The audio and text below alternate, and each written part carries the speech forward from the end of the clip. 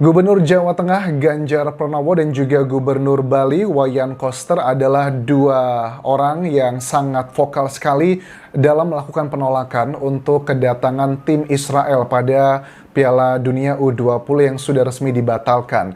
Ada berbagai macam analisa teman-teman bahwa sebenarnya ini adalah bagian politik untuk Pilpres 2024 nanti. Maksudnya bagaimana? Jadi gini, kalau aku lihat dari sejumlah survei, ini misalnya elektabilitas, misalnya dari survei IPO, lembaga survei Indonesian Political Opinion, ada 3 nama tertinggi untuk yang paling populer untuk menjadi calon presiden 2024. Pertama, Anies Baswedan 31,6%, kedua Ganjar Pranowo 24,9%, Prabowo Subianto 21,1%, sisanya ada nama-nama lainnya yang bisa kalian lihat sendiri beritanya. Nah, sebagian orang tuh ada yang pro dan kontra dengan Ganjar Pranowo ini, apalagi pada saat aku lihat ya liputan atau wawancara terbaru dari Najwa Shihab, ini kesannya kok kayaknya mengada-ada. Bagi yang kontra atau bagi yang pro mengatakan, bagus Pak Ganjar, Anda bisa melakukan langkah preventif. Tetapi yang kontra mengatakan, ini sih Anda cuma ngada-ngada aja, Anda ingin meningkatkan elektabilitas Anda di tahun 2024 nanti. Karena bagaimanapun juga isu mengenai agama seperti ini itu suka tidak suka termasuk adalah yang cukup efektif untuk mencari simpati masyarakat di Indonesia terkait dengan 2024 nanti. Bagi bagian yang kontra. Misalnya begini, pada saat wawancara dengan Najwa Shihab ini ada beberapa hal yang menurut aku perlu kita diskusikan. Kalian pikirkan, cerna baik-baik. Katanya begini, di antara berbagai macam opini yang sudah beredar, yang paling mendasar kata Ganjar Pranowo begini, kami itu punya informasi loh tentang keamanan. Maksudnya gimana? Keamanan pada saat nanti tim Israel seandainya mereka datang untuk melakukan pertandingan di Indonesia, karena salah satu wilayah yang akan dipakai juga di Solo ya, dari 6 lokasi stadion di Indonesia, nanti akan ada kayak kelompok-kelompok separatis akan menunjukkan aksi mereka. Wah, ini bagi orang yang pro dengan Ganjar, hebat ya Pak Ganjar ya, bisa melihat ke depan, future, itu hebat banget. Tapi bagi bagian yang kontra, ya lah Pak, Presiden tuh sudah mempersiapkan event ini tuh sudah dari 3 tahun yang lalu. Bahkan Presiden pun dalam keterangan terbaru mengatakan, Pak Jokowi, saya tuh pusing 2 minggu terakhir ini gara-gara sepak bola. Uang sudah dikeluarkan, triliunan rupiah, ini itu sudah dipersiapkan, tetapi tiba-tiba dibatalkan, dipindah ke negara lain. Kan itu sebuah hal yang sangat menyedihkan sekali. Bagi aku pribadi, kalau menurut Ganjar Pranowo ada indikasi ke arah ke sana, apa buktinya? Tidak boleh dong hanya mengatakan keamanan nanti terganggu dan sebagainya.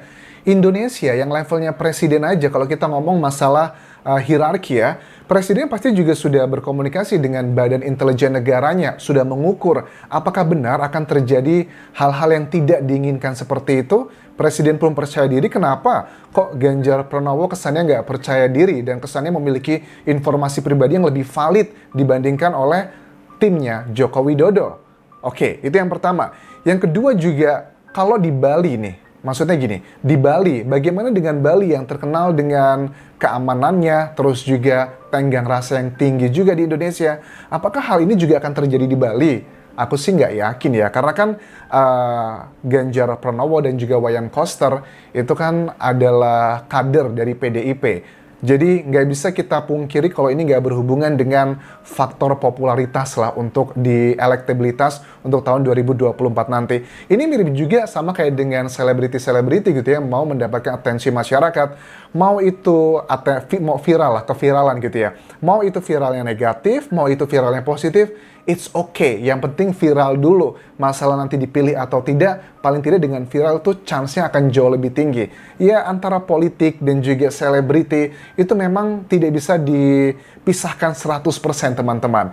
Kemudian juga dikatakan gini Ganjar Pranowo, ada juga aturan Permenlu nomor 3 2019, panduan hubungan luar negeri dengan pemerintah daerah.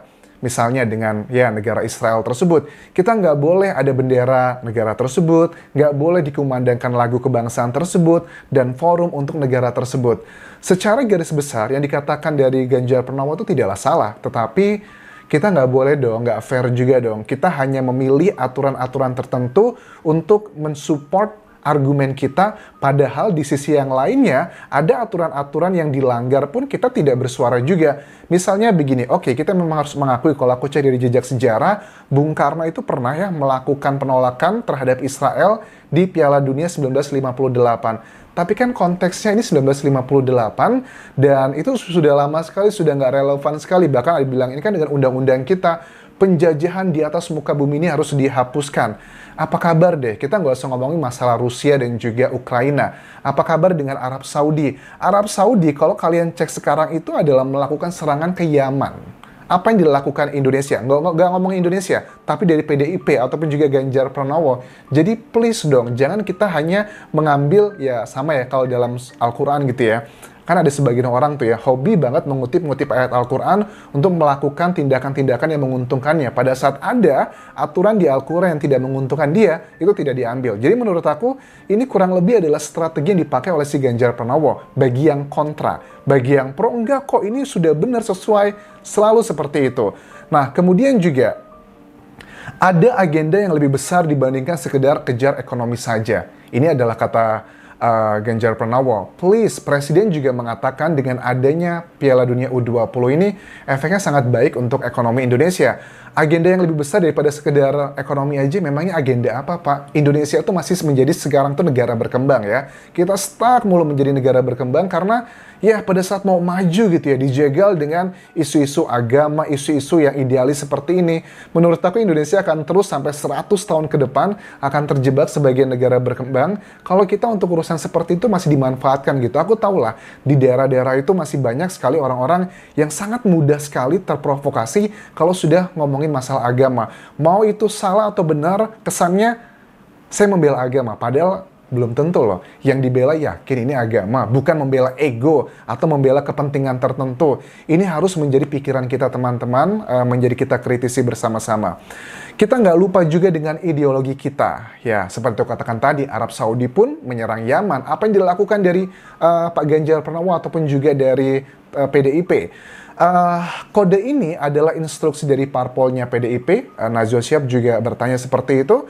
Ya, tidak dikatakan yes or no, tetapi dia mengatakan melihat dari media massa, bagaimana statement dari kader-kader yang lainnya, yang kurang lebih adalah seirama, tetapi berbeda sekali dengan Joko Widodo yang merupakan juga partai dari PDIP. Joko Widodo pun juga dengan tegas mengatakan pusing 2 minggu terakhir ini.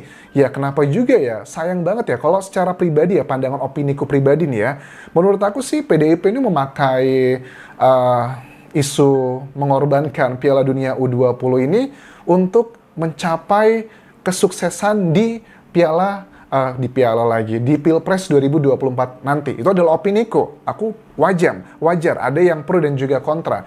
Sebenarnya aku termasuk orang yang malas banget ngomongin politik, tetapi nggak bisa kita pungkiri kalau kita hanya diam aja, kita nggak mau terlibat dalam politik, ya. Karena politik itu ada di setiap lini kehidupan kita, berpengaruhnya sangat kuat sekali. Mau nggak mau juga kita harus bersuara teman-teman dengan cara melakukan edukasi dan juga berpikir kritis. Apakah benar atau tidak yang dikatakan tersebut. Nah, kemudian juga kita tahu ya, Gibran Rakabumi, Wali Kota Solo juga dipanggil sama Ganjar Pranowo. Terus, ya intinya untuk berkomunikasi aja. Kata-katanya apa ya? Aku lihat dari Twitternya juga ada sih dalam bahasa Jawa gini. Ibarat sumur, awake dhewe ojo nganti kelangan sumbere. Aduh, apa ya? Ibarat sumur, diri kita jangan sampai kehilangan sumbernya. Kita mesti pandai menempatkan diri agar tetap migunani. Aduh, migunani itu apa ya? Kita mesti pandai menempatkan diri agar tetap mungkin lokal gitu, lebih ke lokal gitu ya. I don't know. Enom lan tuwo iku gur wilangan angka. Oke, aku tahu ini. Muda dan tua itu hanyalah angka. Ireng lan putih eng rambut nora tanda kewicaksanaan. Oh gini, rambut putih atau hitam bukanlah tanda kebijaksanaan. Gitu nggak sih? Oke, sorry kalau aku salah menerjemahkan.